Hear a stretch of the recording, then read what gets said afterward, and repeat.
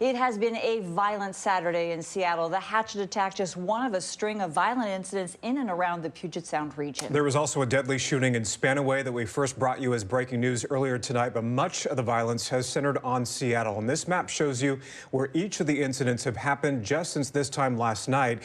They span from West Seattle to downtown and all the way to the Chinatown International District. That violent attack has become a disturbing trend in recent months. 2 people were found shot and killed in North Seattle this afternoon. KOMO's Mo Hyder reports Seattle police, they are frustrated tonight and they have a message. Mo, what did you find out? Yeah, it's right, Michelle. SPD, there's no question about it. It's been a very busy weekend for them so far. And department officials do tell me they feel a lot of this really could have prevented if they had more officers patrolling the streets. When we came home, there were officers all through the entire parking lot. John Frost has lived at the Hillcourt Apartments in Lake City for a year and a half. And after today, he's frustrated. We're going to leave. We're going to figure out a way to save some of our money, and I'm going to get my family out of this area. Seattle police say 2 people were shot to death in one of the units close to Frost. It's about 5 doors away from where my children sleep at night. And this is just one of many police are investigating. Just before 2 this morning, a man was shot in the Chinatown International District after a fight broke out at a club. Another shooting after a fight broke out early this morning outside a nightclub in Pioneer Square that led to 4 arrests. In downtown, police say a man was hit by a stray bullet on 2nd and Pine Street. In West Seattle, a man shot 3 times after being pistol whipped. No suspect arrested. This comes at a time when SPD is dealing with staffing shortages. We need to have additional officers out there so that we can continue to patrol these areas and not just respond to calls. They feel with more help, more crime could be prevented. If we can be in those areas, hopefully we can interrupt some crime before it occurs so that when these fight-type situations that kind of led up to all of these incidents last night occur, we can step in before the shooting begins. Well, U.S. Army vet Deanna Tran says she has barely slept in days. She's talked to so many people looking for help that she's lost track. And she was badly shaken by the deadly attack there at the Kabul airport where her translator and family were waiting. Well, tonight she's just so grateful that they're out of Afghanistan and they're safe. I think it's a miracle. Among the thousands of people all trying to get to Kabul airport in recent days, somehow, some way, Deanna Tran's Afghan translator made it inside.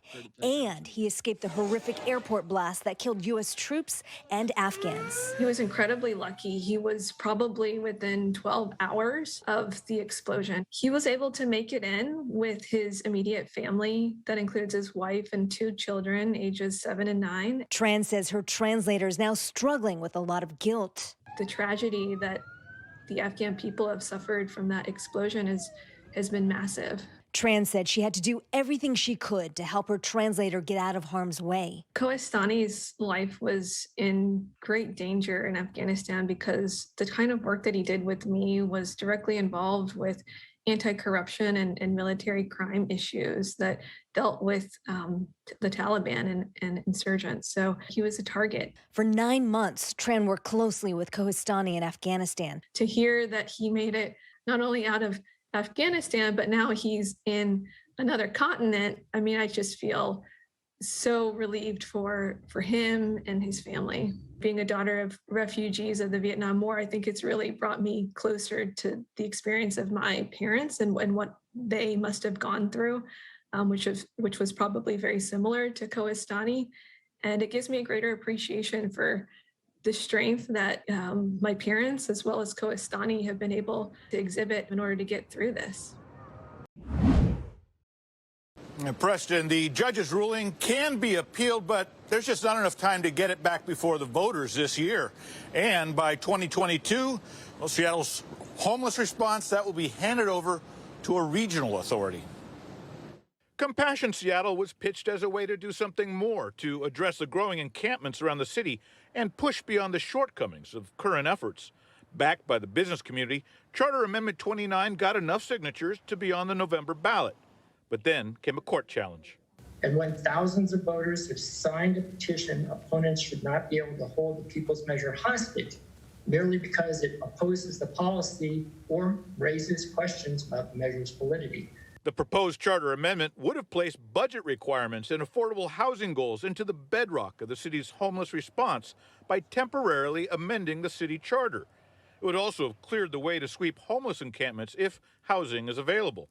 Taken together, the measure became polarizing. We did not think that it was a reasonable, effective, or honestly, an honest proposal.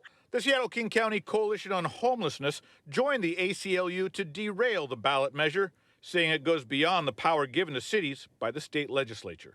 You can't amend a city charter to conflict with state law.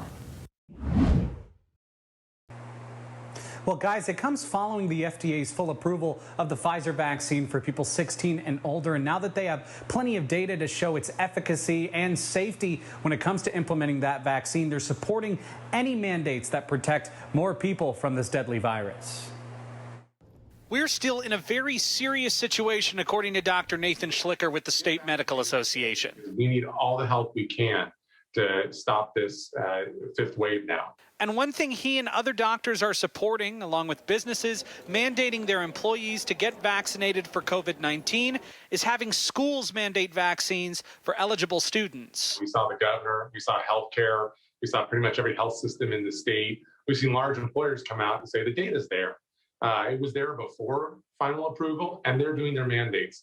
While speaking with CNN's Jake Tapper on State of the Union Sunday, Dr. Anthony Fauci says it's now become a controversial topic, but it's important. I believe that mandating vaccines for children to appear in school is a good idea. The reasoning, aside from its safety, is that vaccine mandates have been something students have dealt with for years. We've done this for decades and decades, requiring polio, measles, mumps, rubella, hepatitis. So this would not be something new. But another reason is to increase consistently low vaccine numbers. In our state, children and teenagers have some of the lowest vaccination percentages compared to other age groups, which isn't good when Delta is still circulating as much as it is right now. You're going to see more children infected, and quantitatively, since more children are infected, you're going to see more children, unfortunately, getting hospitalized, and that's what we're seeing. We still are in a situation where there's a lot that we can do about it. Hi, everybody. Thanks for checking out our YouTube page. I'm meteorologist Shannon O'Donnell from the KOMO weather team. You can see more of our videos right here by clicking on the video links for additional news from the Seattle area and Western Washington. Oh, and don't forget to click the subscribe button below so you don't ever miss our YouTube updates.